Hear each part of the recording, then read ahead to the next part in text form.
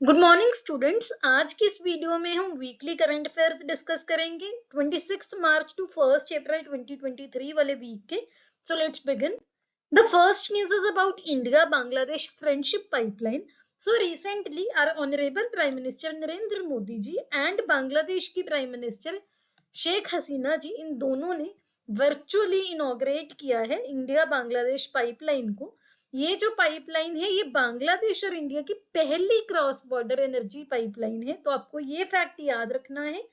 ये जो पाइपलाइन है ये हाई स्पीड डीजल इनिशियली मतलब स्टार्टिंग में हाई स्पीड डीजल को सप्लाई करेगी। कहां पर? नदरन बांग्लादेश के 7 डिस्ट्रिक्ट्स में। ये पाइपलाइन की जो सप्लाई होगी वो होगी इंडिया के असम के नुमालीगढ़ रिफाइनरी से लेकर पार्वतीपुरा डिपो तक, जो कि बांग्लादेश में है।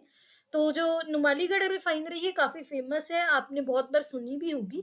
तो इस जो पाइपलाइन की स्टार्टिंग होगी असम के नुमालीगढ़ से और जाएगी पार्वतीपुरा डिपो तक, जो कि बांग्लादेश में है। ये पाइपलाइन बेसिकली 131.5 किलोमीटर लंबी है, जो कि वेस्ट बंगाल के पश्चिम बंगाल के सिलीगुड़ी से लेकर बांग्लादेश के दिनाजपुर डिस्ट्रिक्ट के पार्वतीपुर तक जाएगी। यहाँ पर आपको ये दिख रही है, ये देखिए आप, सिलीगुड़ी से चलकर ये दिनाजपुर डिस्ट्रिक्ट तक जाएगी।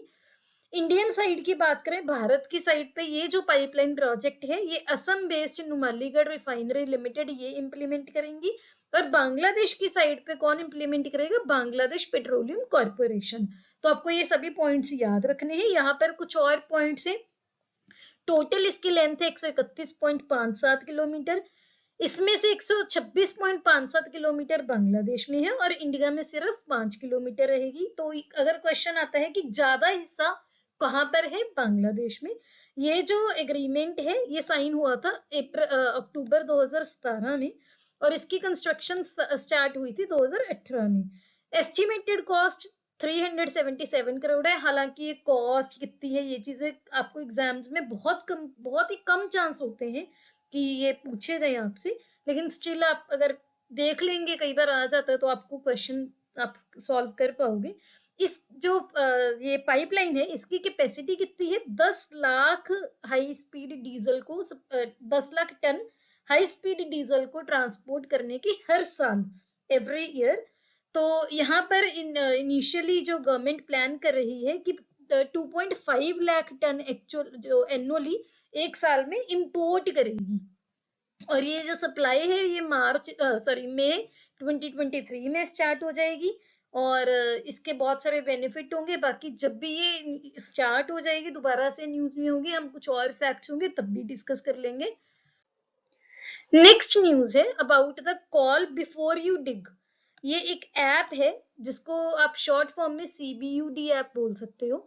वैसे तो इसके नाम से ही आपको क्लियर होगा कि कॉल बिफोर यू डिग। जब भी कोई भी खुदाई होती है, डिगिंग होती है, उससे पहले आपको चीजें देखनी है, अच्छे तरह से एनालिसिस करना है, कॉल करना है आपको। इसका एम क्या है? बेसिकली जो भी अंडरलाइंग एसेट्स होते हैं, अंडरलाइंग एसेट्स जो नीचे मतलब जैसे ऑप्टिकल फाइबर हो गई, केबल्स हो गई, जो तारें वगैरह की जो फिटिंग होती है अंडरग्राउंड, उस चीज को डैमेज होने से बचाने के लिए। क्योंकि जब भी अनकोऑर्डिनेटेड डिगिंग होती है कि विदाउट इंफॉर्मेशन डिगिंग की जाती है या एक्सकेवेशन की जाती है, तो उससे क्या होता है, हर साल गवर्नमेंट का ये एस्टिमेट है कि अबाउट 3000 करोड़ का लॉस होता है हर साल। तो ये आप बहुत ही इंपॉर्टेंट है, बहुत अच्छा इससे रिजल्ट्स हो सकते हैं, बहुत लॉसेस बच सकते हैं। अगर बात करें कि ये लॉन्च किसने की है, तो ये लॉन्च की डिपार्टमेंट ऑफ टेलीकम्युनिकेशंस ने, जो कि मिनिस्ट्री ऑफ कम्युनिकेशंस के अंडर लाई करती है। ये जो ऐप है ये एग्जीक्यूटिंग कंपनीज यानी कि जो भी कंपनीज इस वाले बिजनेस में इन्वॉल्व है, जो भी खुदाई वगैरह होती है, उनको एक कॉन्टैक्ट पॉइंट ऑफ कॉन्टैक्ट देगी जहां पर वो इंक्वायरी कर सकेंगे कि जहां पर हम खुदाई करना चाहते हैं वहां पर कोई सब सरफेस यूटिलिटीज तो नहीं है, या फिर जो भी यूटिलिटी ओनर्स हैं वो फाइंड आउट कर सकें कि जो भी लोकेशन पे हमने काम करना है वहां पर भी ये जो भी ये काम होगा उनको एडवांस में पता चल जाए कि ऐसे कोई भी यहाँ पर काम होने वाला है। तो इससे काफी सारे लॉसेस हम बचा पाएंगे। तो काफी अच्छा इनिशिएटिव है, आपको याद रखना है कॉल बिफोर यू डिग किस डिपार्टमेंट का ये इनिशिएटिव है। नेक्स्ट बात करते हैं डिजी क्लेम की। सो डिजी क्लेम एक प्लेटफॉर्म है जो कि एग्रीकल्चर मिनिस्टर नरेंद्र तोमर जी ने इसका लॉन्च किया है। इसका काम क्या है, इसका मेन ऑब्जेक्टिव क्या है, जो भी किसानों का इंश्योरेंस क्लेम होता है उसको तेजी से डिसबर्स किया जाए, यानी कि उनको दिया जाए। ये जो प्लेटफॉर्म है ये नेशनल क्रॉप इंश्योरेंस पोर्टल का एक डिजिटाइज्ड क्लेम सेटलमेंट मॉड्यूल है जो कि प्रधानमंत्री फसल बीमा योजना के अंडर काम करता है। इसका ऑब्जेक्टिव क्या है, जो भी डिसबर्समेंट है इंश्योरेंस क्लेम्स की उसको और फास्ट करना, और इससे क्या होगा, जो भी किसानों के क्लेम्स होंगे उनको डायरेक्टली उनको दिए जाएंगे एक बहुत ही ट्रांसपेरेंट एंड अकाउंटेबल मैनर में, सो दैट उनको कहीं पे भी लाइक करप्शन हो गए, डिलेज हो गए, इन चीजों को के बारे में उनको इन चीजों से सफर ना करना पड़े। तो अच्छा इनिशिएटिव है, आपको ध्यान में रखना चाहिए। नेक्स्ट बात करते हैं बायो ट्रांसफॉर्मेशन टेक्नोलॉजी की। सो बायो ट्रांसफॉर्मेशन टेक्नोलॉजी है जो, ये एक ऐसी टेक्नोलॉजी है जो कि प्लास्टिक को, क्योंकि आजकल प्लास्टिक इतना ज्यादा यूज हो रहा है, जो सिंगल एंड यूज प्लास्टिक है वो इतना ज्यादा यूज हो रहा है जिसकी वजह से ये पाइल अप होते जाते हैं ओशियंस में या लैंडफिल्स में, क्योंकि ये बायोडिग्रेड नहीं होते, खत्म नहीं होते कितने कितने सदियों में। तो जो प्लास्टिक है ये एक वन ऑफ द मेजर जो हम बोल सकते हैं कि कंसर्न है आज का इन्वायरमेंट के लिए। तो बायो ट्रांसफॉर्मेशन टेक्नोलॉजी इसीलिए बनाई गई है कि प्लास्टिक्स को ऑल्टर करना, मतलब चेंज करना, उनको बायोडिग्रेडेबल बनाना। बायोडिग्रेडेबल मींस कि वो बायोलॉजिकल मेथड से डिग्रेड हो जाए, उस खत्म हो जाए वो, without leaving behind any microplastic, कोई भी माइक्रोप्लास्टिक नहीं बचेगा। ये जो टेक्नोलॉजी है इसकी हेल्प से क्या होगा कि जो प्लास्टिक पैकेजिंग वेस्ट है उसको डाइजेस्ट किया जाएगा नेचुरली। नेचुरली वर्ड बहुत इंपॉर्टेंट है, किसकी हेल्प से, ऑब्वियसली माइक्रोब्स की हेल्प से। तो ये जो इसका ऑब्जेक्टिव है बहुत ही अच्छा है, बहुत ही पैशनेट है। ये जो टेक्नोलॉजी है इसमें करेगी क्या क्या, इसका जो प्रॉपर्टी क्या होगी, जो भी प्लास्टिक होती है उसका अगर पॉलीमर स्ट्रक्चर की बात करें, उस पॉलीमर स्ट्रक्चर के क्रिस्टलाइन एंड अमरफस रीजन को अटैक करेगी, उसको तेजी से टर्न करेगी कि वैक्स लाइक मटेरियल में, वैक्स जैसा कुछ मटेरियल बनाएगी। वो जो वैक्स होगी उसको माइक्रो ऑर्गेनिजम्स कंज्यूम करेंगे, उसको वेस्ट के फॉर्म में बनाएंगे, और ये जो वेस्ट होगा किस फॉर्म में होगा, ये आपके लिए बहुत इंपॉर्टेंट है। किस फॉर्म में होगा, water, carbon dioxide and biomass. तो ये आपको ध्यान में रखना है, काफी अच्छी टेक्नोलॉजी है, काफी बोल सकते हैं कि इससे अगर ये सक्सेसफुल होती है तो इन्वायरमेंट के लिए बहुत ही अच्छी साबित हो सकती है। आगे हम बात करते हैं अरावली ग्रीन वॉल प्रोजेक्ट की। सो जो अरावली ग्रीन वॉल प्रोजेक्ट है इसके बारे में पहले, सबसे पहले तो आपको ये पता होना चाहिए कि इसकी लोकेशन क्या है। सो अरावली हिल लैंडस्केप कहाँ पर है, अगर आपने कभी मैप में देखा हो, वही अरावली ग्रीन वॉल प्रोजेक्ट की लोकेशन है। हरियाणा, राजस्थान, गुजरात और दिल्ली, ये रीजन ये कवर करेगी। और ओवरऑल अगर हम देखें तो ये 6 मिलियन हेक्टेयर लैंड को कवर करेगी। अब इसका क्या एम है, क्या है ये एक मेजर इनिशिएटिव है, ग्रीन कवर को इंक्रीज करेगा 5 किलोमीटर बफर एरिया में। बफर एरिया होता है किसी भी नेशनल पार्क के अराउंड एक बनाया जाता है, या फिर कोई भी बायोस्फीयर रिजर्व है, जो भी नेचुरली प्रोटेक्ट, जिसको प्रोटेक्ट करना हम चाहते हैं उसके आसपास एक बफर एरिया बनाया जाता है। वो जो 5 किलोमीटर का बफर एरिया होगा वहां पर ग्रीन कवर को इंक्रीज करना है। तो ये जो कीवर्ड्स है इंपॉर्टेंट है।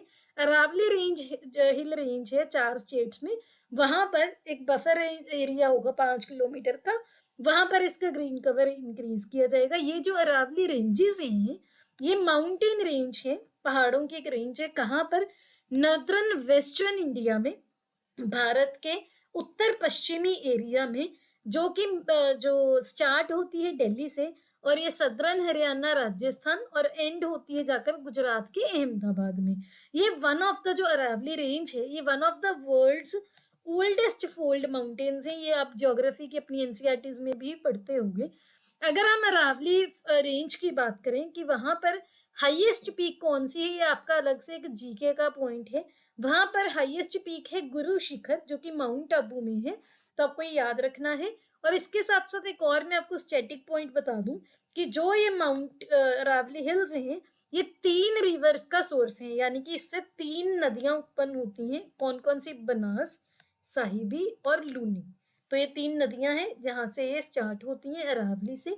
तो आई होप आपको समझ आ गया होगा। अगर आपको इसका ऑब्जेक्टिव पूछा जाए तो बहुत सिंपल है कि जो अरावली हिल रेंज है 4 स्टेट्स में, वहां पर 5 किलोमीटर के बफर एरिया में ग्रीन कवर को इंक्रीज करना। नेक्स्ट चलते हैं नेशनल रेबीज कंट्रोल प्रोग्राम पे। जो एनआरसीपी है इसमें होगा क्या क्या। ये गवर्नमेंट ने एक नया प्रोग्राम लॉन्च किया है। इसमें बेसिकली जो प्रोविजंस है मेन क्या है, एक तो रेबीज वैक्सीन को प्रोवाइड करना, उसके साथ साथ रेबीज इम्यून ग्लोबुलिन को प्रोवाइड करना। नेशनल फ्री ड्रग इनिशिएटिव के अंडर बिल्कुल फ्री ऑफ कॉस्ट गवर्नमेंट इसको प्रोवाइड करेगी। इसके जो ये प्रोग्राम है इसके अंडर क्या किया जाएगा, जो भी अप्रोप्रिएट एनिमल बाइट मैनेजमेंट है, जिस भी एनिमल बाइट से रेबीज होने के चांसेस हैं, उनकी animal bite management, prevention and control of rabies, उसकी सर्विलियंस एंड इंटरसेक्टोरल कोऑर्डिनेशन, इन सभी फील्ड्स में ट्रेनिंग दी जाएगी। इसके साथ साथ जो एनिमल बाइट्स हैं उनकी सर्विलियंस को और स्ट्रॉन्ग बनाया जाएगा।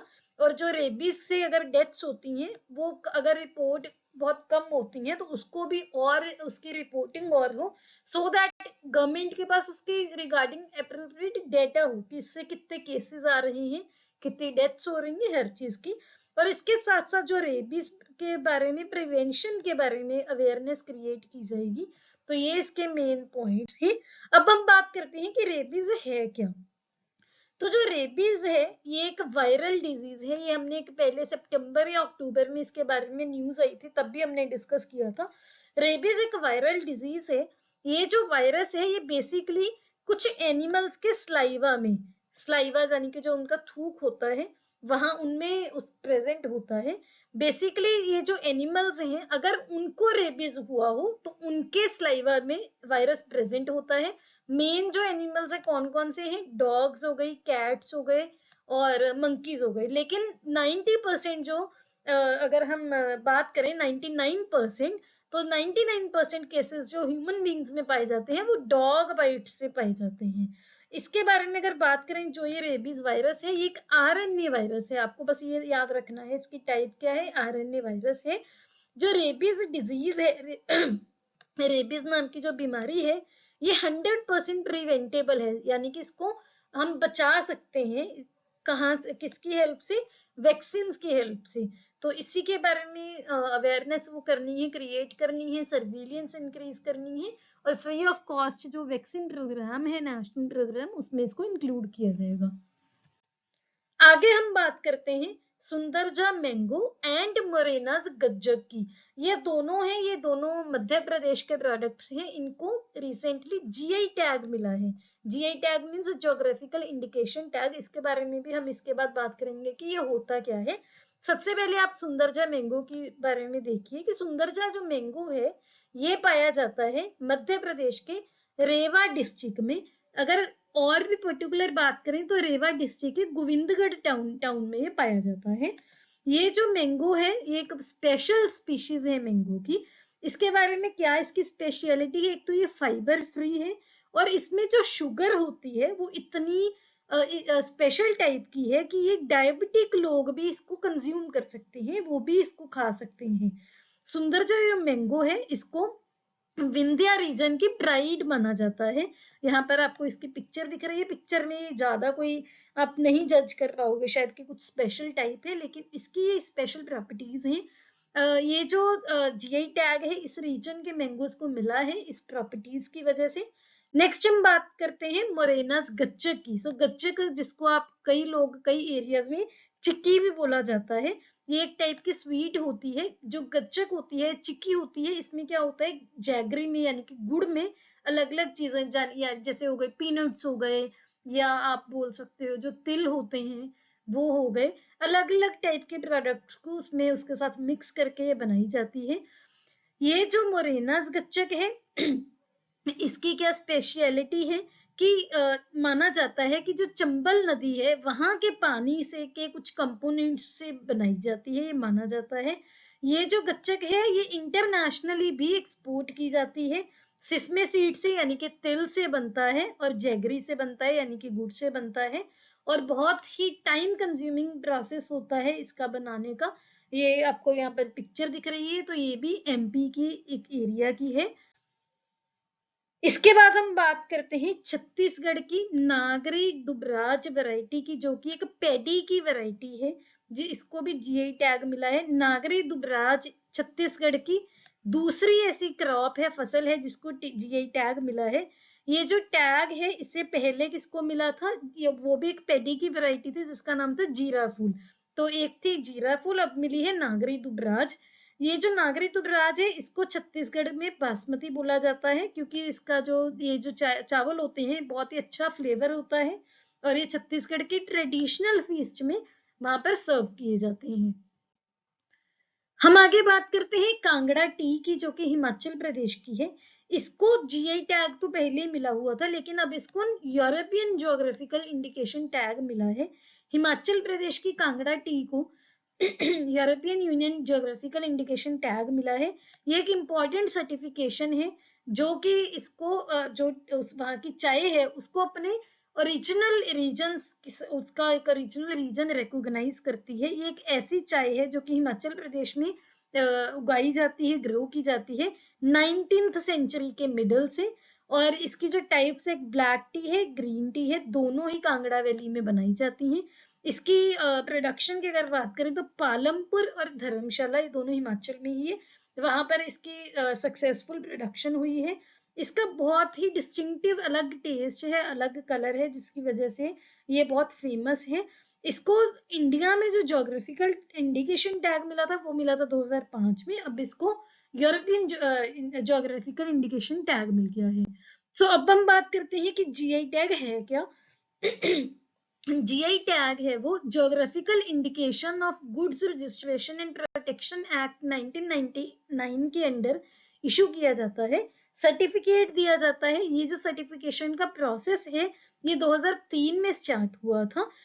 इंडिया की अगर बात करें तो इंडिया में पहला जीआई टैग मिला था वेस्ट बंगाल की दार्जिलिंग चाय को 2004 में। दार्जिलिंग चाय बहुत फेमस है इंडिया में। इंडिया में जीआई टैग कौन इशू करता है, department of promotion of industry and internal trade, जो कि मिनिस्ट्री ऑफ कॉमर्स के अंडर काम करती है। यहाँ पर लिखा हुआ है, आप देख सकते हैं।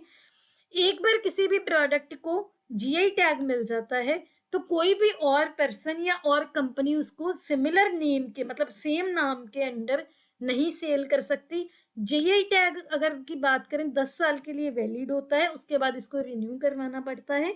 इसके अंडर जो बेनिफिट्स हैं, जैसे कि आपकी जो प्रोडक्ट है उसकी लीगल प्रोटेक्शन मिलेगी, कोई भी अनऑथराइज यूज नहीं कर सकता उसका, एक्सपोर्ट आप प्रमोट कर सकते हो अपने एक्सपोर्ट। सो ये चीजें आपको बेनिफिट मिलते हैं इससे। आगे हम बात करते हैं ऑपरेशन इंटरफ्लेक्स की। सो ऑपरेशन इंटरफ्लेक्स है जो वो British led multinational military operation है, यानी कि ब्रिटिश के द्वारा स्टार्ट किया गया है। इसका मेन ऑब्जेक्टिव क्या है, यूक्रेन की आर्म्ड फोर्सेस को ट्रेनिंग देना और उनको सपोर्ट करना। आपको पता ही होगा कि यूक्रेन और रशिया के बीच में काफी टाइम से सिविल वॉर चल रही है, तो ये ब्रिटिश ने स्टार्ट किया है यूक्रेन की आर्म्ड फोर्सेस को ट्रेनिंग देने के लिए, सपोर्ट करने के लिए। ये जो ऑपरेशन है, ये यूके की, यूनाइटेड किंगडम की, उन्होंने कमिटमेंट की थी, हम 2.3 बिलियन यूरोस की मिलिट्री एड और सपोर्ट देंगे यूक्रेन को, उसी का ही पार्ट है। और इससे पहले भी यूके ने 2015 से लेकर 2022 तक एक ऑपरेशन चलाया था यूक्रेन के लिए, ऑपरेशन ऑर्बिटल। तो अब इसका क्या नाम है, ऑपरेशन इंटरफ्लेक्स। तो आपको दोनों याद रखनी है, ऑपरेशन ऑर्बिटल और ऑपरेशन इंटरफ्लेक्स, ये दोनों ही यूके के हैं यूक्रेन के लिए। आगे हम बात कर लेते हैं न्यू इंडिया लिटरेसी प्रोग्राम की। गवर्नमेंट ने एक new centrally sponsored scheme launch की है जिसका नाम है न्यू इंडिया लिटरेसी प्रोग्राम। ये जो NILP है, ये 2022-23 और 2026-27 इन मतलब 2022-23 से लेकर 26-27 5 साल तक ये चलेगा, इम्प्लीमेंट किया जाएगा। इसका एम क्या होगा, मेन एम क्या है, 5 करोड़ इलिटरेट, यानी कि जो पढ़े लिखे नहीं है, 5 करोड़ नहीं पढ़े अनपढ़ लोगों को कवर करेगा। 15 साल से जिनकी एज ज्यादा होगी, 15 साल या उससे ज्यादा, इस स्कीम के अंडर जो बेनिफिशियरीज की किनको बेनिफिट मिलेगा वो आइडेंटिफाई, वो चुने जाएंगे डोर टू डोर सर्वे की हेल्प से, घर घर जाके सर्वे किया जाएगा और मोबाइल ऐप से की हेल्प से सर्वेयर्स वो सर्वे करेंगे अलग अलग स्टेट्स और यूनियन टेरिटरीज में। ये जो इलिटरेट लोग हैं ये उस स्कीम का बेनिफिट एक डायरेक्ट रजिस्ट्रेशन के द्वारा भी अवेल कर सकते हैं कि वो एक मोबाइल ऐप से डायरेक्टली रजिस्टर कर दें कि हमें इस प्रोग्राम का बेनिफिट लेना है। इस प्रोग्राम के अंडर किया क्या जाएगा, जो टीचिंग लर्निंग मटेरियल है, जो रिसोर्सेज दीक्षा एनसीईआरटी के दीक्षा प्लेटफॉर्म पर अवेलेबल हैं, वो उस मोबाइल ऐप्स के द्वारा इन लोगों को अवेलेबल करवाए जाएंगे।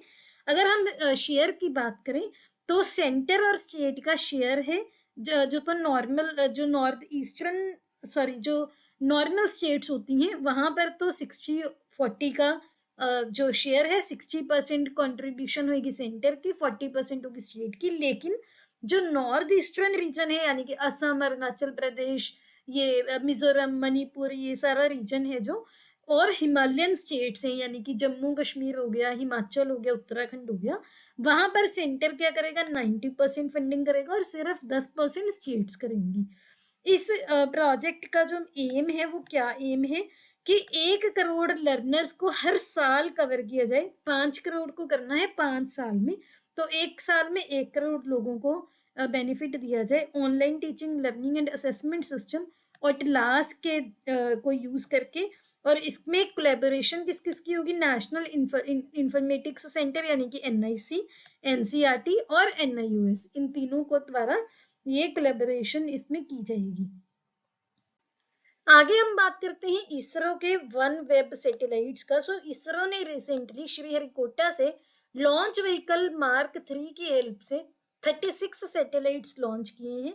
ये जो सैटेलाइट्स का एक नेटवर्क है, जो कॉन्स्टिलेशन है, ये इसका एम क्या होगा, पूरे प्लैनेट के मतलब पूरी अर्थ के अराउंड ब्रॉडबैंड कनेक्टिविटी को प्रोवाइड करना पूरी दुनिया में। ये जो वन वेब है ये UK based tele satellite company है, तो ये पॉइंट बहुत इंपॉर्टेंट है, इसको आपने स्पेशल ध्यान रखना है कि कौन सा कहां पर बेस्ड है, यूके बेस्ड है। नेक्स्ट हम बात करते हैं वैदिक हेरिटेज पोर्टल के बारे में। सो वैदिक हेरिटेज पोर्टल एक रिसेंटली लॉन्च किया गया है जिसमें ऑडियो और विजुअल रिकॉर्डिंग्स होंगी 4 वेद की। 4 वेद कौन से हैं, ऋग्वेद, अथर्ववेद, सामवेद और यजुर्वेद। इन चारों वेदों में जो 18,000 मंत्र से भी ऊपर इसमें मंत्र इंक्लूड किए जाएंगे। ये जो प्रोजेक्ट है ये है किसका, Indira Gandhi national centre for the arts यानी कि IGNCA जो कि दिल्ली में बेस्ड है, उनका ये प्रोजेक्ट है। ये आम आदमी को, कॉमन मैन को हेल्प करेगा कि वो वेद की जो 4 वेद हैं, चारों वेदों की एक जर्नल अंडरस्टैंडिंग वो क्रिएट कर सके। इसका प्राइमरी एम क्या होगा, मेन इसका एम क्या होगा कि जो भी वेदों में कोई भी मैसेज दिया गया है उसको ज्यादा एक्सेसिबल बनाना, कि लोगों को वो पहुंचाना, उसको लोगों के पास पहुंचाना। इस पोर्टल में एक्सपेक्ट किया जा रहा है कि एक बहुत ही वैल्यूएबल रिसोर्स होगा रिसर्चर्स के लिए, स्कॉलर्स के लिए, या कोई भी इंसान जो वैदिक हेरिटेज में इंटरेस्टेड है वो इजीली इसको एक्सेस कर सकेगा। तो ये किसका पोर्टल है, किसने लॉन्च किया है और इसमें क्या किया जाएगा आपको पता होना चाहिए। आगे हम बात करते हैं, recently cabinet committee on economic affairs ने मिनिमम सपोर्ट प्राइस अप्रूव की है रॉ जूट के लिए, कितनी, 5,050 रुपए, और कितने टाइम के लिए, ये किया है 2023-24 के लिए। तो यहाँ पर 5,050 रुपए क्विंटल के लिए यानी कि 100 किलो के लिए 2023-24 सीजन के लिए। ये जो अप्रूवल है ये commission for agricultural cost and prices की रिकमेंडेशन के बेस पे अप्रूव किया गया है। ये जो कमेटी है ये उसके बाद में मिनिस्ट्री ऑफ एग्रीकल्चर को ये रिकमेंड करती है, उसके बाद एग्रीकल्चर मिनिस्ट्री डिसाइड करती है कि उनको ये रिकमेंडेशन CACP की माननी है या नहीं माननी है। MSP है क्या, MSP मिनिमम सपोर्ट प्राइस इसकी फुल फॉर्म है। ये एक ऐसा रेट है जो कि गवर्नमेंट डिसाइड करती है कि इस रेट पर हम किसानों से फूड ग्रेन्स खरीदेंगे, और government of India MSP fix करती है एक साल में 2 बार, ट्वाइस अ ईयर, 24 आइटम्स के लिए। तो आपको ये फैक्ट्स भी याद रखने हैं। कई बार पूछते हैं ये कि रॉ जूट के लिए रिसेंटली एमएसपी डिसाइड की गई है, कितनी की गई है, 5050 रुपए पर क्विंटल। आगे हम बात कर लेते हैं, रिसेंटली इंडिया ने शंघाई कोऑपरेशन ऑर्गेनाइजेशन के अंडर एनएसए की मीटिंग को होस्ट किया है। एनएसए यानी कि नेशनल सिक्योरिटी एडवाइजर्स। ये मीटिंग हुई है न्यू दिल्ली में। इसमें चेयरमैन कौन थे? इंडिया के national security advisor Ajit Kumar Doval जी।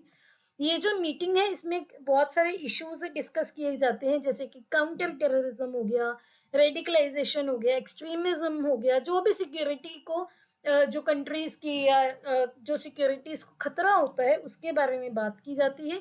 जैसे नारकोटिक्स की स्मगलिंग हो गई, वेपन्स हो गए, ग्लोबल सिक्योरिटी इश्यूज को इसमें डिस्कस किया जाता है। तो आपको सिर्फ इतना याद रखना है कि एससीओ की क्या फुल फॉर्म है, एससीओ की रिसेंटली एनएसए की मीटिंग कहां पर हुई है, किसने होस्ट की है, कौन इसके चेयरमैन है। आगे हम बात कर लेते हैं डीएनए प्रोफाइलिंग ऑफ एलिफेंट्स की। सो रिसेंटली 30 इयर्स जो प्रोजेक्ट एलिफेंट है उसके 30 साल पूरे हुए हैं। इसमें क्या किया जाता है, एलिफेंट्स की, हाथियों की डीएनए प्रोफाइलिंग की जाती है। ये जो प्रोजेक्ट है 1992 में लॉन्च किया गया था as a centrally sponsored scheme, और इसका एम क्या था, एलिफेंट्स को प्रोटेक्ट करना और उनके हैबिटेट यानी कि वो जहां पर रहते हैं उसको इम्प्रूव करना और कॉरिडोर्स को इम्प्रूव करना। ह्यूमन एलिफेंट कन्फ्लिक्ट यानी कि जैसे कई बार क्या होता है, हाथी वाइल्ड से निकलकर जहां पर लोग रहते हैं, पॉपुलेशन ह्यूमंस रहते हैं, वहां पर एंटर कर जाते हैं, तो कई बार कोई बहुत सारे लॉस हो करते हैं, वो बहुत तबाही मचा देते हैं। तो ह्यूमन एलिफेंट कन्फ्लिक्ट होता है, उसको रिड्यूस करना और एलिफेंट्स की वेलफेयर को इंश्योर करना। अब जो डीएनए प्रोफाइलिंग है एलिफेंट्स की, ये क्या चीज है आपको ये समझना है। डीएनए प्रोफाइलिंग एक ऐसा प्रोसेस है जिसमें स्पेसिफिक डीएनए पैटर्न एक बनाया जाता है, जिसको प्रोफाइल बोला जाता है।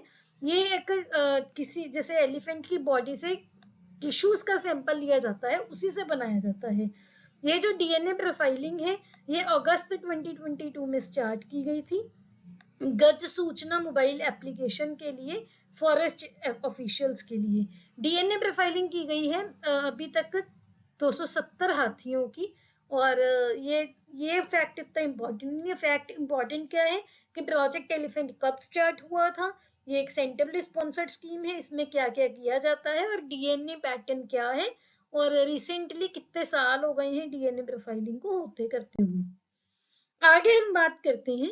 सो लास्ट ईयर यानी कि 2022 सितंबर में एक प्रोजेक्ट चीता के अंडर कुछ चीता लाए गए थे नामीबिया से, और इस साल भी हम चीता लेके आए थे अफ्रीका के ही एक देश से। सो जो लास्ट ईयर हम नामीबिया से चीता लेकर आए थे, मध्य प्रदेश के कुनो नेशनल पार्क में हमने लाकर वहां पर उसको इंट्रोड्यूस किया था। वहां पर वो 8 चीता में से एक चीता किडनी डिजीज की वजह से उसकी डेथ हो गई है। ये चीज इतनी इंपॉर्टेंट नहीं है। इंपॉर्टेंट क्या है कि कौन सा नेशनल पार्क में ऐसे चीता इंट्रोड्यूस किए गए थे। उस चीता का नाम कई बार कुछ एग्जाम्स में पूछ सकते हैं, तो उसका नाम था साशा, जो कि कहाँ से लाया गया था, नामीबिया से। ये एक पहला बैच था जो कि नामीबिया से इंडिया लाया गया था मध्य प्रदेश के कुनो नेशनल पार्क में, और इसमें ये जो 8 चीता थे, 5 फीमेल्स थी और 3 मेल थे। ये नामीबिया से लाए गए थे प्रोजेक्ट चीता के अंडर, और पूरी दुनिया में ऐसा पहला एक ये प्रोजेक्ट था जिसमें एक बहुत ही बड़ी कार्निवोर स्पीशीज को एक कॉन्टिनेंट से दूसरे कॉन्टिनेंट में शिफ्ट किया गया था। तो आपको ये याद रखना है। बहुत अनफॉर्चुनेट इंसिडेंट है, लेकिन पूछ सकते हैं कि क्या उसका चीता का नाम था और कौन से ऐसे नेशनल पार्क में ऐसा प्रोजेक्ट के अंदर इंट्रोड्यूस किया था, या फिर ऐसे भी पूछ सकते हैं कि कुनो नेशनल पार्क कौन से स्टेट में है, या ये चीता कौन से कॉन्टिनेंट से लाया गया था। कुछ भी आपको इनमें से इसमें से पूछ सकते हैं। नेक्स्ट हम बात कर लेते हैं, रिसेंटली गवर्नमेंट ऑफ इंडिया ने एक कमेटी बनाई है, तुर जो एक दाल होती है, एक पल्सेस होते हैं, उनके स्टॉक को मॉनिटर करने के लिए। तो ये जो कमेटी है ये डिपार्टमेंट ऑफ कंज्यूमर अफेयर्स ने कॉन्स्टिट्यूट यानी कि बनाई है। इसमें किया क्या जाएगा, बेसिकली ये जो कमेटी है इसमें इंपोर्टर्स यानी कि जो लोग इंपोर्ट करते हैं मिलर्स जो मिलिंग करते हैं, जो इसमें व्यापार करते हैं, ट्रेडर्स, और कुछ भी एंटिटीज जो तुर दाल से, जो इसकी पल्सेस से रिलेटेड है, उन सभी के पास जितना भी स्टॉक है उसको मॉनिटर किया जाएगा। इसके चेयरमैन कौन है? निधि खरे जी, जो कि एडिशनल सेक्रेटरी है ministry of consumer affairs, food and public distribution के अंडर। ये कमेटी है वो स्टेट गवर्नमेंट्स के कोऑर्डिनेशन में काम करेगी। और ये किया क्यों जा रहा है? क्योंकि जो ट्रेडर्स हैं, जो इसमें काम करते हैं, बिजनेस करते हैं, ये इसके जो स्टॉक को, जो तुर दाल, इसको पिजन पी भी बोला जाता है, इसके स्टॉक को मार्केट में सेल नहीं कर रहे हैं, जबकि ये माना गवर्नमेंट का एस्टिमेट है कि उनके पास अच्छा खासा इंपोर्ट है, लेकिन स्टिल वो मार्केट में नहीं सेल हो रहा। इसी चीज को चेक करने के लिए कि ऐसा क्यों है, ये रीजंस चेक करने के लिए ये कमेटी बनाई गई है। तो कई बार आपसे क्वेश्चन कैसे पूछते हैं कि निधि खरे कमेटी रिसेंटली न्यूज में थी, गवर्नमेंट ऑफ इंडिया ने कॉन्स्टिट्यूट की है, उसका क्या ऑब्जेक्टिव था? तो उसका ऑब्जेक्टिव क्या था? तुर या फिर पिजन पी के स्टॉक को मॉनिटर करना। आगे हम बात कर लेते हैं राइजिंग इंडिया स्कीम के बारे में। ये क्या है? प्रधानमंत्री schools for rising India scheme, एक मिनिस्ट्री ऑफ एजुकेशन की ये स्कीम है। इसमें शॉर्ट लिस्ट किए गए हैं 9000 स्कूल्स। इसमें किया क्या जाएगा? पूरी कंट्री से 9000 स्कूल्स इसमें शॉर्ट लिस्ट किए गए हैं। स्कीम का पूरा नाम क्या है? प्रधानमंत्री schools for rising India, PM Shri. ये जो इंस्टीट्यूशंस है, ये स्कूल्स है, ये 6 ब्रॉड पैरामीटर के बेस पर इसको सिलेक्ट किया गया है। कौन कौन से हैं वो? करिकुलम, जो आपका सिलेबस होता है, एक्सेस हो गया, इंफ्रास्ट्रक्चर हो गया, ह्यूमन रिसोर्सेज हो गए, और जेंडर इक्विटी। ये जो पैरामीटर्स के बेस पे ये स्कूल सिलेक्ट किए गए हैं। Honourable prime minister of India Narendra Modi ji ने ये स्कीम अनाउंस की थी 5 सितंबर 2022 को, और ये एक सेंट्रली स्पॉन्सर्ड स्कीम है। इसका मेन एम क्या है? लगभग 14,500 स्कूल्स को अपग्रेड करना और डेवलप करना। तो इसमें रिसेंटली कुछ स्कूल्स शॉर्टलिस्ट किए गए हैं, इसलिए न्यूज में था। इसी वजह से आपको ये स्कीम का भी ध्यान होना चाहिए। आगे बात करते हैं। रिसेंटली गवर्नमेंट की एक ऑर्गेनाइजेशन है NPCI, national payments corporation of India, उसने एक सर्कुलर इशू किया है कि जो भी मर्चेंट्स हैं, अगर वो इसके यूपीआई के थ्रू 2000 से ज्यादा ट्रांजेक्शन करेंगे, इसका कुछ स्पेसिफिक उन्होंने और स्पेसिफिकेशंस दी हैं। एक तो ये है कि आप यूपीआई जो आपका एड्रेस होता है उसको यूज करके सिंपली अपने बैंक अकाउंट से उनके बैंक अकाउंट में ट्रांसफर करते हो, उस चीज पे वो ट्रांजेक्शन चार्जेस नहीं पड़ेंगे। लेकिन अगर आप वो बार कोड स्कैन करके उनको पेमेंट करते हो, कुछ कंडीशंस हैं, स्पेसिफिकेशंस हैं, 2000 से ज्यादा की पेमेंट, तो 1 अप्रैल से उन पे प्रीपेड पेमेंट इंस्ट्रूमेंट चार्जेस लगाए जाएंगे। तो ये आपको याद रखना है, ये जो चार्जेस है सिर्फ मर्चेंट्स को देने होंगे, कस्टमर्स को नहीं। कि ये मेरा जो इसका प्राइमरी मटेरियल है वो क्या है? वो फाइबर है। और ये पूरे दुनिया का ऐसा पहला बाबा अंबेडकर जी का स्टेचू है जो सिर्फ और सिर्फ 20 दिन में क्रिएट किया गया है, बनाया गया है, और महाराष्ट्र स्टेट का ये one of its first kind है। आगे हम बात करते हैं। रिसेंटली कांग्रेस के लीडर राहुल गांधी को गुजरात की एक कोर्ट ने 2 साल की जेल सुनाई है। गुजरात की एक सूरत की कोर्ट ने उनको क्रिमिनल डिफेमेशन केस में 2 साल की सजा सुनाई है। ये जो केस था वो 2019 में उनपे फाइल किया गया था। क्यों? क्योंकि उन्होंने प्रधानमंत्री जी के सरनेम, जो कि उनका सरनेम है मोदी, उनपे कुछ कमेंट्स किए थे। डिफेमेशन क्या होता है कि अगर किसी भी इंसान के वर्ड्स या फिर कुछ लिखने से दूसरे इंसान की रेपुटेशन या इमेज खराब आप करते हो, उसको आप डिफेमेशन बोलते हो। तो इसी केस में राहुल गांधी जी को इसमें 2 साल की जेल सुनाई गई है। कोर्ट ने राहुल गांधी को सेक्शन 499 और सेक्शन 500 आईपीसी के अंडर केस जो सजा सुनाई है, और इसके साथ ये सजा सुनाकर उनको 30 दिन की बेल दी गई है, ताकि वो हायर कोर्ट में इसके बारे में अपील कर सके इस 30 दिनों में। इस सजा के बाद, इस डिसीजन के बाद राहुल गांधी की पार्लियामेंट की मेंबरशिप भी डिस्क्वालीफाई कर दी है। उनको बेसिकली जो मेंबरशिप थी उनकी, वो थी वायनाड पार्लियामेंट्री कॉन्स्टिट्यूएंसी से, वो भी डिस्क्वालीफाई की गई है। अब बात करते हैं कि डिस्क्वालिफिकेशन है किसी भी एमपी की, वो किस केसेस में किस बेसिस पर कर सकते हैं। सो कॉन्स्टिट्यूशन ऑफ इंडिया में एक एक्ट है रिप्रेजेंटेशन ऑफ पीपल्स एक्ट 1951, उसके अंडर दो सेक्शन है, एक सेक्शन 8 क्लॉज 1 और दूसरा है सेक्शन 8 क्लॉज 3। तो इनके अंडर क्या है जो बताए गए हैं कि किस ग्राउंड्स पे आप किसी भी एमपी को डिस्क्वालीफाई कर सकते हो। तो इसमें क्या है, एक तो सेक्शन 8 क्लॉज 1 के अंडर एक सेक्शन 153A है, जिसमें क्या है कि अगर आप किसी भी ग्रुप के अगेंस्ट कुछ भी किसी को भड़काते हो on the grounds of religion, race, place of birth, residence and language, तो उनको डिस्क्वालीफाई किया जा सकता है। एक है सेक्शन 171E, जिसके अंडर क्या है रिश्वत के केस में उनको डिस्क्वालीफाई किया जा सकता है। एक है सेक्शन 171F, जिसमें क्या है कि अगर आप इलेक्शंस में यानी कि जब वोट होते हैं उस टाइम पे किसी को भी गलत तरीके से इन्फ्लुएंस करते हो तो भी आपकी डिस्क्वालिफिकेशन हो सकती है। आगे जो सेक्शन 8 क्लॉज 3 है रिप्रेजेंटेशन ऑफ पीपल्स एक्ट का, इसके अंडर क्या है कि किसी भी मेंबर ऑफ पार्लियामेंट को तब डिस्क्वालीफाई किया जा सकता है अगर उनको कम से कम 2 साल की सजा सुनाई जाए। लेकिन इसमें क्या है कि जब भी उनको वो सजा सुनाई जाए, जो डेट ऑफ कन्विक्शन है उसके उस डेट के बाद उनको 3 महीने हो जाने चाहिए, उसके बाद उनकी डिस्क्वालिफिकेशन हो सकती है। आगे हम बात करते हैं इजिप्ट की। सो इजिप्ट क्या है, रिसेंटली ब्रिक्स के न्यू डेवलपमेंट बैंक का ऑफिशियली मेंबर बना है। इजिप्ट से पहले इनके मेंबर बने थे Bangladesh, United Arab Emirates, UAE और उरुग्वे। ब्रिक्स क्या है, B for Brazil, R for Russia, I for India, C for China and S for south Africa. ये ब्रिक्स के 5 मेंबर्स हैं और ये 5 मेंबर्स ब्रिक्स के न्यू डेवलपमेंट बैंक के भी नेचुरली मेंबर्स हैं। ये जो ब्रिक्स का न्यू डेवलपमेंट बैंक है ये जुलाई 2014 में इस्टेब्लिश हुआ था।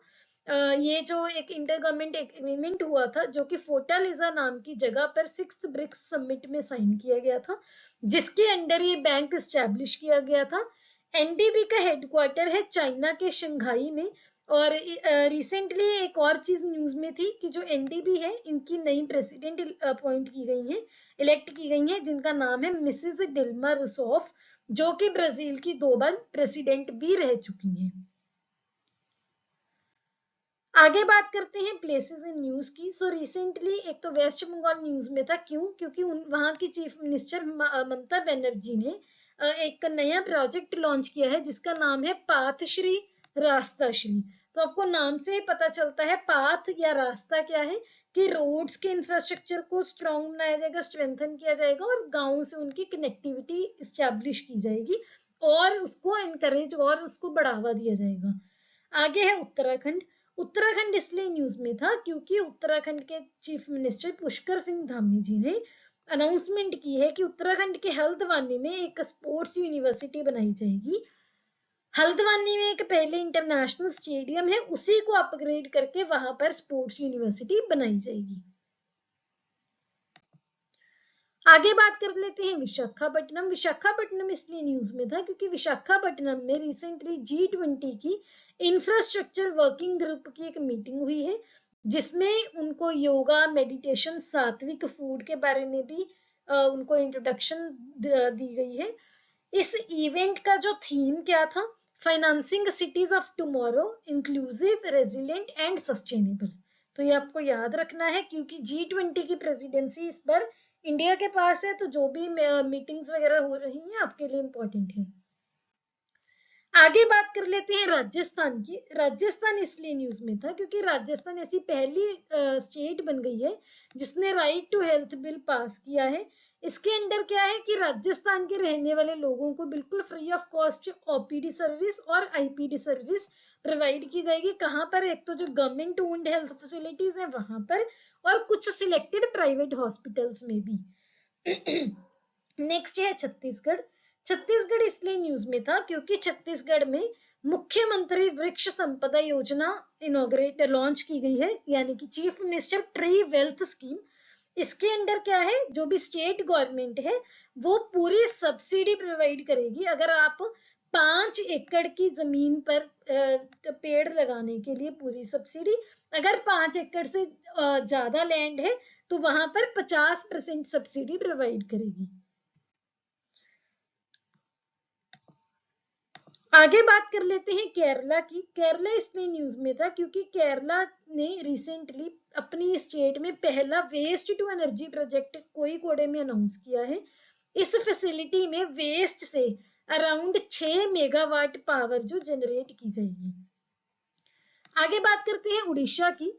उड़ीसा इसलिए न्यूज में था क्योंकि उड़ीसा में एक बलंगीर डिस्ट्रिक्ट है, एक बारगढ़ डिस्ट्रिक्ट है, वहां पर गंधमर्दन हिल रेंजेस हैं जहां पर बहुत सारे मेडिसिनल प्लांट्स हैं। उसको बायोडाइवर्सिटी हेरिटेज साइट डिक्लेयर करने का उड़ीसा ने डिसाइड किया है। इस हिल सिस्टम को उड़ीसा का आयुर्वेदिक पैराडाइज भी बोला जाता है। आगे बात करते हैं 2023 अबेल प्राइज की, जिसको मैथमेटिक्स का नोबेल प्राइज बोला जाता है। ये मिला है प्रोफेसर लुई कैफेरेली को। क्यों मिला है? क्योंकि उन्होंने non linear partial differential equations जिसमें free boundary problems, Monge Ampere equation, ये कंट्रीब्यूशन थी उनकी। इस प्राइज में उनको अराउंड $7,20,000 के इक्वल एक 7.5 मिलियन क्रोनर का कैश प्राइज दिया जाएगा। इसके साथ साथ उनको एक ग्लास प्लेट दिया जाएगा जो कि नॉर्वेजियन आर्टिस्ट हेनरिक हाउगन ने डिजाइन किया है। आगे बात करते हैं फोर्ब्स इंडिया लीडरशिप अवार्ड की। फोर्ब्स इंडिया लीडरशिप अवार्ड्स 2023 में रिलायंस रिटेल की चेयरपर्सन ईशा अंबानी को जेन नेक्स्ट एंटरप्रेन्योर अवार्ड मिला है। इसके साथ साथ टाइटन कंपनी के एमडी सीके वेंकटरमन को CEO of the year award मिला है और मैक्स हेल्थ केयर के सीईओ अभय सोई को entrepreneur of the year award मिला है।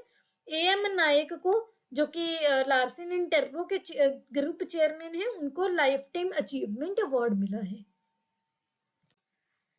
आगे बात कर लेते हैं। So the foundation of SAARC writers and literature, जिसको आप फोसवाल बोलते हो इन शॉर्ट, उन्होंने बंग बंधु शेख मुजीबर रहमान को स्पेशल लिटरेरी अवार्ड उनको दिया है उनकी ट्राइलॉजी, उनके 3 क्रिएशंस के लिए, जिसका नाम है unfinished memoirs, the prison diaries and the new China 1952।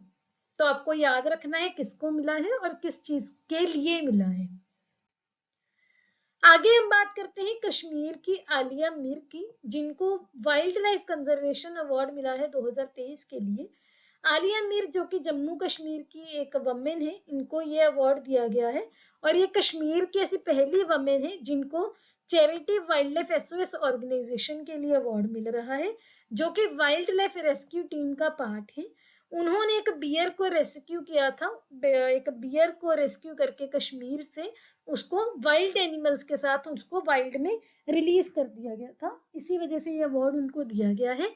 तो आपको याद रखना है ऐसी एग्जांपल्स आप वुमेन एम्पावरमेंट में या फिर क्लाइमेट चेंज में या कुछ रेस्क्यू, कुछ भी इन्वायरमेंट रिलेटेड अगर कुछ टॉपिक्स आता है कंजर्वेशन के रिलेटेड, वहां पर भी कोट कर सकते हो। आगे बात करते हैं इंपॉर्टेंट स्पोर्ट्स न्यूज की। सबसे पहले तो वुमेन्स प्रीमियर लीग के जो ट्रॉफी विनर है, इस बार के विनर है, उसकी बात करते हैं। सो इंडिया में पहला सीजन हुआ था वुमेन्स प्रीमियर लीग का मार्च 2023 में, जिसमें मुंबई इंडियंस की टीम जीती है और उन्होंने दिल्ली कैपिटल्स को हराया है फाइनल्स में। मुंबई इंडियंस की जो टीम है, उन्होंने ये जो ट्रॉफी है, ये जो टाइटल है, जीता है फाइनल्स में, जो कि हुआ था नवी मुंबई के ब्राबरन स्टेडियम में। ये जो टीम थी, इन्होंने दिल्ली कैपिटल्स को 7 विकेटों से हराया था। इसमें से कुछ आपको जो अवार्ड्स याद रखने हैं, पहला तो है emerging player of the season, जो कि मिल रहा है यस्तिका भाटिया को, जो कि मुंबई इंडियंस टीम के साइड से ही खेली थी। उसके बाद फेयर प्ले अवार्ड मिला है मुंबई इंडियंस और दिल्ली कैपिटल्स को। कैच ऑफ द सीजन मिला है हरमनप्रीत कौर को, जो कि मुंबई इंडियंस की साइड से खेल रही थी। Safari powerful striker of the season मिला है रॉयल चैलेंजर्स बेंगलोर यानी कि आरसीबी की टीम की प्लेयर सोफी डेविन को। पर्पल कैप मिली है हेली मैथ्यूज को, जो कि मुंबई इंडियंस की थी। ऑरेंज कैप मिली है मेग लैनिंग को, जो कि दिल्ली कैपिटल्स के साइड से खेल रही थी। मोस्ट वैल्यूएबल अवार्ड मिला है हेली मैथ्यूज को, जो कि मुंबई इंडियंस के साइड से खेल रही थी। रनर अप है दिल्ली कैपिटल्स और चैंपियंस है मुंबई इंडियंस। तो ये कुछ अवार्ड से आपको याद रखने चाहिए। नेक्स्ट बात करते हैं IBA women's world boxing championship जो कि इंडिया में हुई थी। वहां पर इंडिया ने इस बार सबसे ज्यादा मेडल्स लेकर रिकॉर्ड बनाया है। 4 गोल्ड मेडल्स इंडिया को मिले थे। ये वर्ल्ड चैंपियनशिप हुई थी दिल्ली में।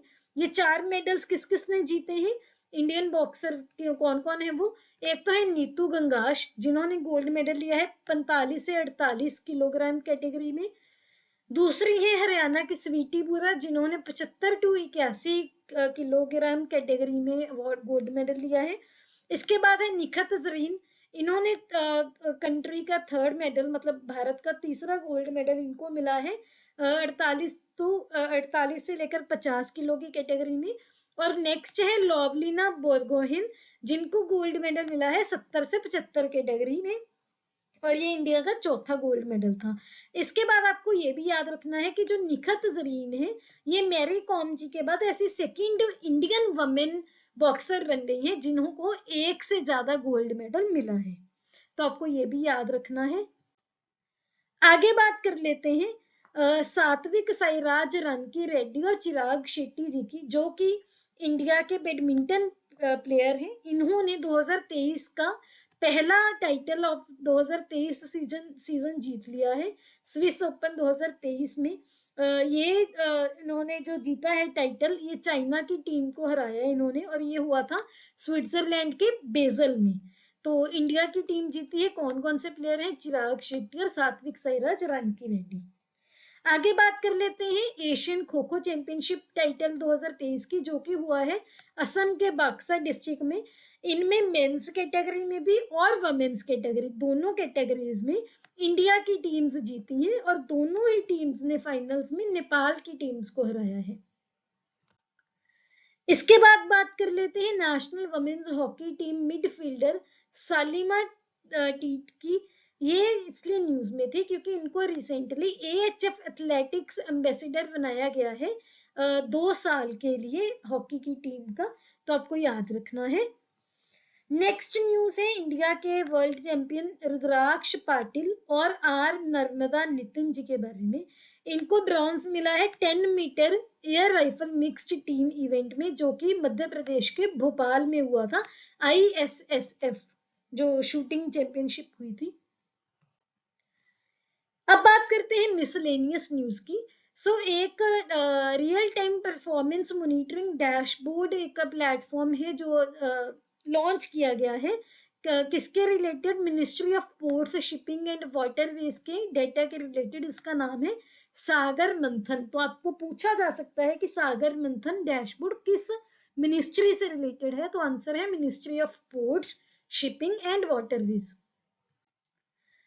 नेक्स्ट बात करते हैं एक्सरसाइज वायु प्रहार की। Recently Indian army, Indian air force ने एक ज्वाइंट एक्सरसाइज कंडक्ट की है जिसका नाम है वायु प्रहार। ये एक मल्टी डोमेन एयरलैंड एक्सरसाइज थी और इसमें स्पेशल फोर्सेस ने भी पार्टिसिपेट किया था आर्मी और एयरफोर्स के साथ। नेक्स्ट बात करते हैं एक्सरसाइज कोंकण की, जो कि अरेबियन सी में हुई है। किस किस के बीच में? इंडिया और यूनाइटेड किंगडम के बीच में। ये एक एनुअल बायलैटरल मैरीटाइम एक्सरसाइज है, कोंकण कोस्ट में हुई है। इंडिया के साइड से INS त्रिशूल ने पार्टिसिपेट किया है जो कि गाइडेड मिसाइल फ्रिगेट है, और HMS लैंकेस्टर ने, जो कि एक टाइप 23 गाइडेड मिसाइल फ्रिगेट है। इन दोनों ने पार्टिसिपेट किया है एक्सरसाइज कोंकण में। आगे बात कर लेते हैं ICICI बैंक ने रिसेंटली, ICICI लोम्बार्ड ने रिसेंटली इंडिया का पहला एनीवेयर कैशलेस फैसिलिटी इंट्रोड्यूस की है। पहली बार देश में ICICI लोम्बार्ड जनरल इंश्योरेंस ने कैशलेस एनीवेयर फैसिलिटी लॉन्च की है, जो किस रिलेटेड है? हेल्थ इंश्योरेंस पॉलिसी होल्डर्स के लिए, कि वो कैशलेस फैसिलिटीज किसी भी हॉस्पिटल में अवेल कर सके।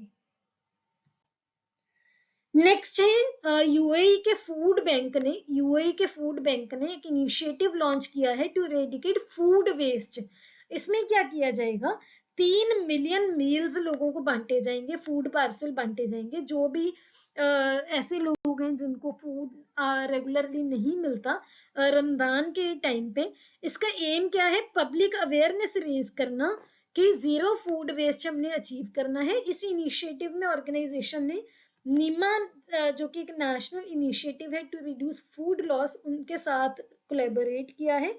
इसमें क्या किया जाएगा? कम्युनिटी अवेयरनेस, एजुकेशन और फूड कंजम्पशन के रिगार्डिंग बेटर डिसीजंस बनाने के लिए, बेटर डिसीजंस ले सके उसके लिए एम्पावरमेंट दी जाएगी।